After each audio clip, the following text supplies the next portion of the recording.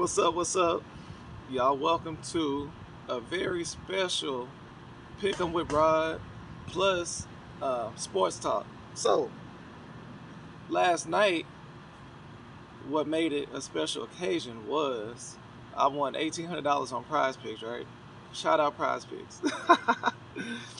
So, and I was sweating bullets. Trust me. But I had motivation behind these picks because um, y'all know I do other picks or whatever. I put them out, and even whether people like to act like they're paying attention or not, they are. So like I have my cousin Devin. I think I probably did like 4 picks over the past like 2 weeks or something like that, and they wasn't and and they didn't pan out or whatever, right? Like most picks don't, right? So, but I tell them, like, well, after he put, he tagged me in the post. He was like, your picks got me eating this for dinner or something like that. And this damn dog would start barking. Excuse me. I'm going to try to edit this out maybe. So, excuse this dog. But they was like, yeah, your picks got me eating this. And I don't know if it was like some Vienna sausages or something weak and like something looked like somebody broke would eat, right? So I thought about it. I was like, all right. I said, I got something for him. I got something for him. So I made sure I went and I really thought about it because it's not like my picks was missing by like a lot. They were just, missing because most of the time I use PrizePicks. I would do like the 6 pick because they'll multiply by 25. Or I also use my I have a bookie or whatever, and let me disconnect one of these. So I have a bookie or whatever that I use, and I do some picks on there, and I usually I do a lot on there too. So I was thinking about all this. I was like, okay, so if people really paying attention to my picks, let me go ahead and actually put something out there so somebody can win some money on, right? So with that being said, oh shoot, that'll be on the bloopers. So with that being said, I was like, what gives me the best odds betting? Because nobody actually knows 1,000% that any of these bets are gonna happen. Because you got to take everything into account. Teams, they play different teams, go against different offenses and defenses, and some teams change up their approach per week. So they might be run heavy one week, they might be pass heavy next week, they might mix it up. Like, you just never know. The only thing you could do is do your due diligence and your researching of the teams that are playing.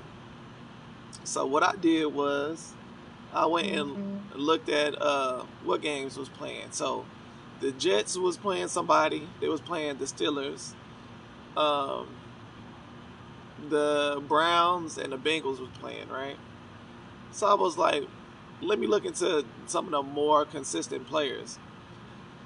So for the Bengals, Jamar Chase has been on a tear. He's been averaging a lot of yards and stuff like that. Hey, and y'all thumbs up if y'all can hear me because I got my earbud in. So he's been on a tear. He's been averaging a lot of receiving yards. And T. Higgins, his teammate, has been as well. So I was like, okay, how can I capitalize on that? So I think for T.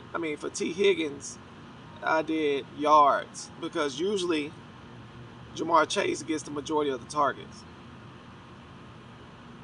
So since he gets the majority of the targets, and that's a key thing to know because a lot of times people will look at those two stats and they probably think that's one and the same. Just because you get a lot of targets, I mean you get a lot of yards, and just because you get a lot of yards, I mean you got a lot of targets.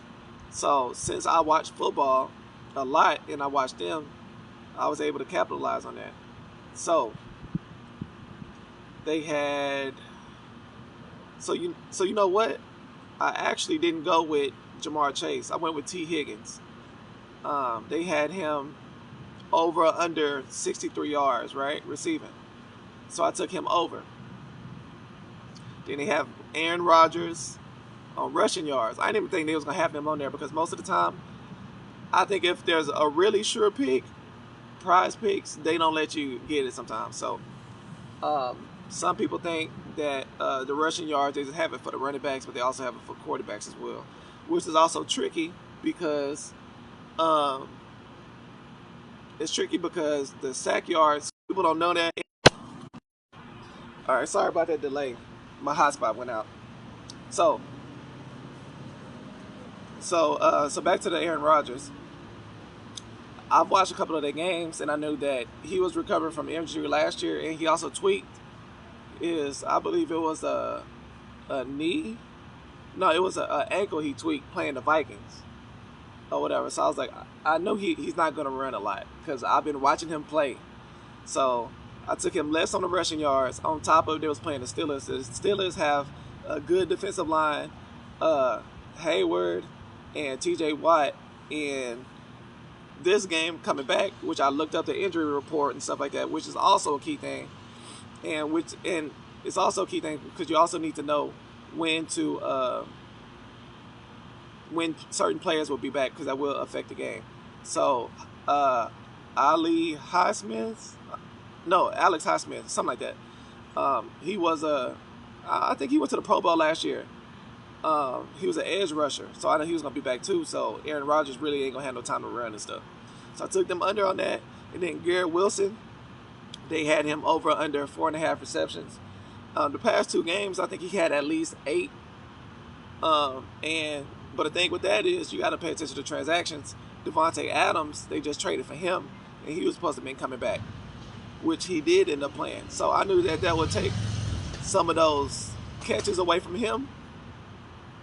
So even if they take some away from him, if you average an 8 the past couple games, I know you can get. So to beat 4.5, you'll need 5, right? So I was like, I'll take it. And then A.J. Brown. A.J. Brown is one of those to where he gets a lot of targets and he gets a lot of catches. So with that being said, they was playing against the Giants, and I knew that they would let Saquon Barkley go off a little bit, which he did. But when they do pass the ball, I know they're going to look for him because I was watching the game last year, and A.J. Brown is kind of like a diva if he's not getting the ball. So Devontae Smith, the other good wide receiver, he don't complain too much. So they know they got to get him the ball, whatever, right? So they had him, the line for him was 73.5 yards. And I was like, he'll get that or whatever because he a good run after catch receiver. So he ended up breaking that relatively quick. I think he broke that like in the first half, I believe. So I wasn't worried about that one no more. T. Higgins, we got down to, I want to say it was the third quarter. Joe Burrow was looking for Chase every time. But in the first quarter, T. Higgins had 2 catches for 38 yards. So I thought he was going to get that out the way quick. So I was kind of sweating or whatever because they kept drawing up they offensive formations to get Chase open. But then eventually, I guess they have a little talk, we're going to get Chase going or we're going to get T going, blah, blah, blah, whatever. So the second half, they started doing wide formations and throwing T the ball. So he had got that in the third quarter. Garrett Wilson had me on pins and needles because the first quarter, Aaron Rodgers was going after Devontae, of course, because they played so many years together, so they already know each other like the back of each other's hand. But they was doing too much because I felt they shouldn't do that because Garrett Wilson been there. He had the little rough patch with Rodgers, and it was finally getting it together. So you do need to get him the ball. So I believe he had 3 catches. No. Yeah, he had 2 catches. He had 2 catches by the end of the first quarter. End of the second quarter, he still only had 1. But they threw him like a little bubble screen with like a few seconds left before halftime or whatever. So they gave him 2. So I'm like, oh, that's not looking too good because if they go back to Devontae Adams or whatever, like I don't know if he's going to get 3 catches. He also he dropped. Wilson had like 2 or 3 drops or whatever. And I was like, dog, he's not playing like himself. I don't know if it's because his targets was going down or whatever. So a lot of people don't know when you don't have a rhythm in football or whatever, it can affect you. Well, it does the same thing in basketball as well too. Like if you're not getting able to put up a lot of shots. Anyways, he dropped a couple passes or whatever, and then but the second quarter they came out, threw him 2 quick passes before he ran a wrong route, and then they intercepted the ball again. And then I believe in the fourth quarter they got his 5th catch. So now I'm just waiting on Rodgers. The Steelers ended up winning and was winning the majority of the second half, which I didn't see coming, and that also can affect the game plan. Because if the Jets were winning, especially late in the fourth quarter, they could just run the ball out, which can mess me up in my picks because they wouldn't have to pass it. And if he don't have no catches, then it don't matter. So, but it also kind of played, so it played into my hand or whatever. My friend Ruben, he likes getting my picks or whatever, and I sent him my picks, but I didn't put how much that I put on there, right? So he's calling me, asking me how much I put on there. I said, I'm not telling you until I hit or whatever, right? This is how confident I was. I knew I was gonna hit for some reason that's the reason why I put so much on there. I'm not gonna put a lot of money on the picks that I don't think is gonna hit. So fourth quarter came around, Jets was up. Garrett Wilson was the last one, the second to last one that I needed for his catches. So we just waiting on Rodgers' rushing yards, right? Which anything can happen. All he needs was 3 yards. He could have scrambled one play and got like 10 yards or whatever, right?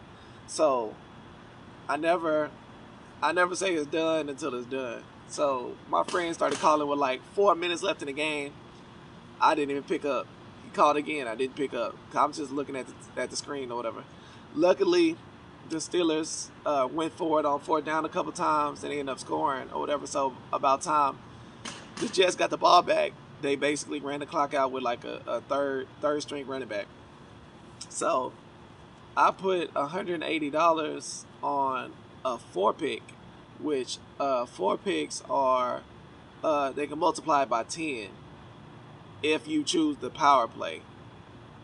If you do the flex play, which is a good thing about PrizePicks, is because if you do parlays, everybody knows that parlays, if you don't hit one part of the parlay, then you get no money. But PrizePicks, they'll give you some money still, which also helps.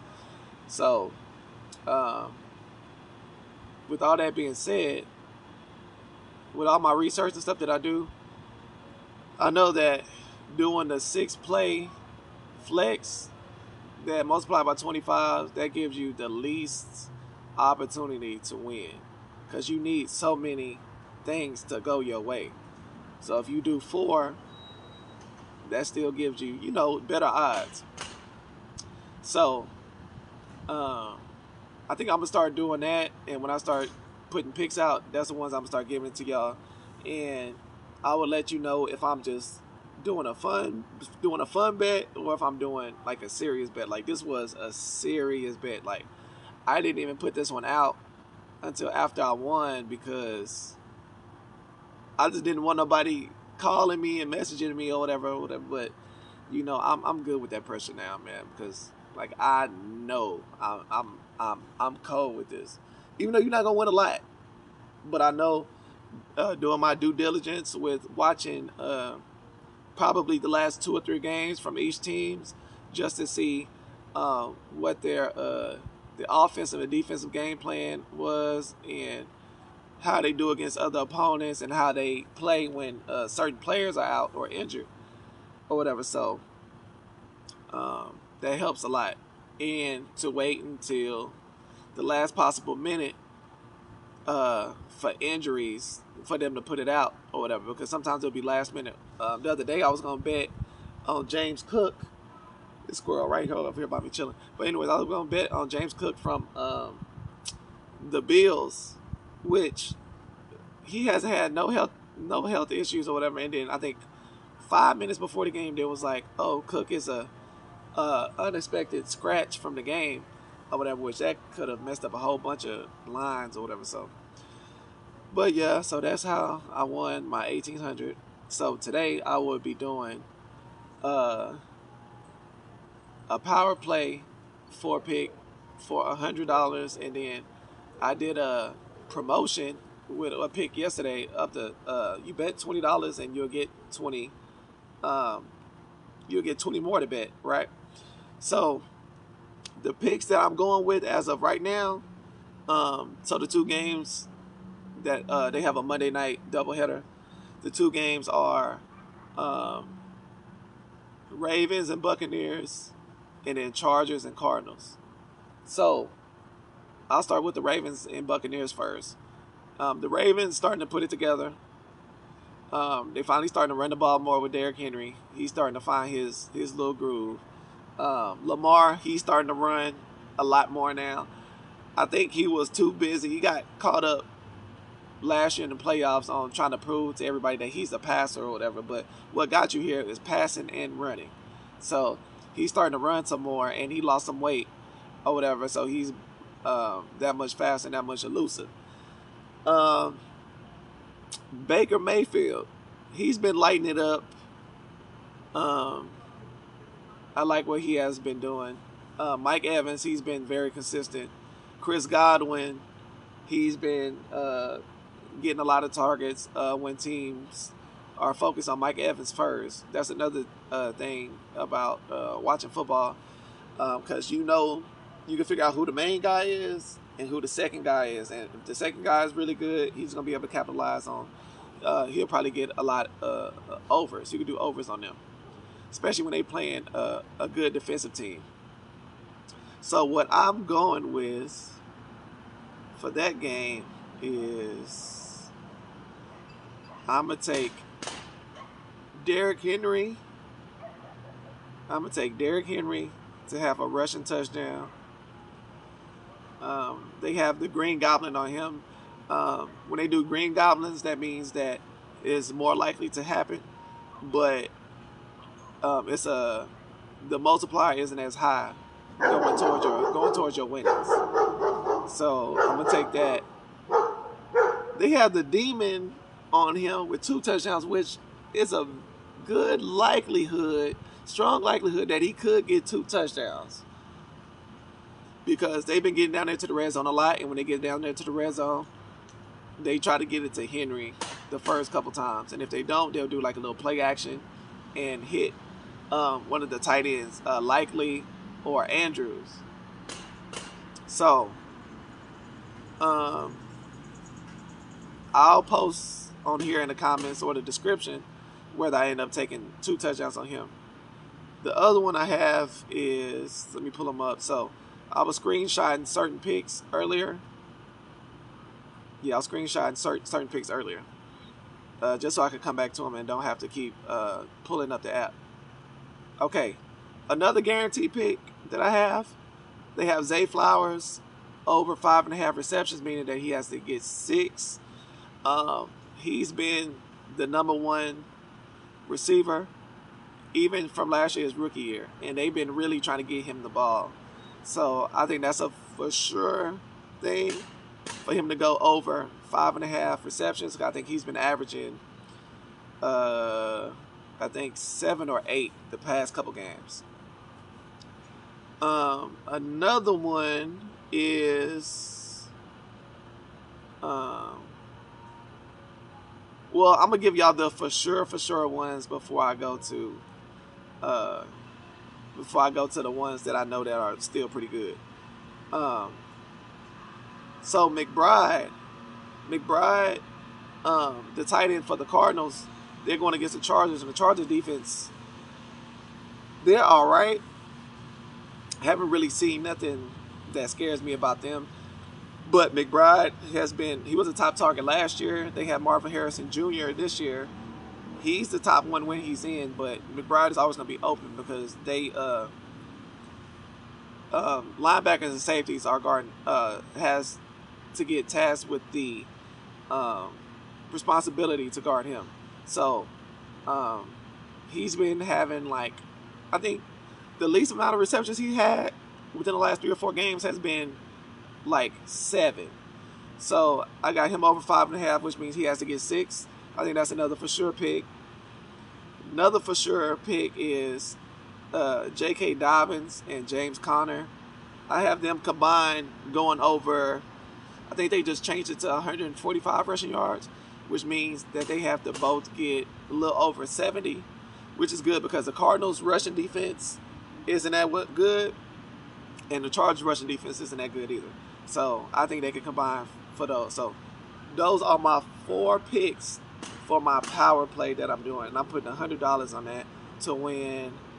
I think with, if I do the Green Goblin on Derrick Henry to get 1 touchdown, I think that changes it from 1,000 to 800. But don't get greedy with this. PrizePicks knows that you'll get greedy when you see that number change or whatever for how much you can win. So do not get greedy. Some money is better than no money. So for my 20, so what I'm going to do with the 20 that I got in my promotions, I think I'm going to do the 6 picks with that one just to be fun. They have Kyler Murray. His line at 220 passing yards. Kyler Murray, which I don't know why this is, but Kyler Murray has only went over 220 yards passing 1 time, and that was the first game with Marvin Harrison Jr. His first game, I think he had like 3 touchdowns, and it was one against the Rams. Other than that, they went against the Lions, they went against San Francisco, and Green Bay. Green Bay, he didn't do nothing, like, because Green Bay has a great defense. So does the Lions. So I don't know why they have him over 220. I'm going to take him under, even though Marvin Harrison is coming back. I'm going to take him under 220 passing yards.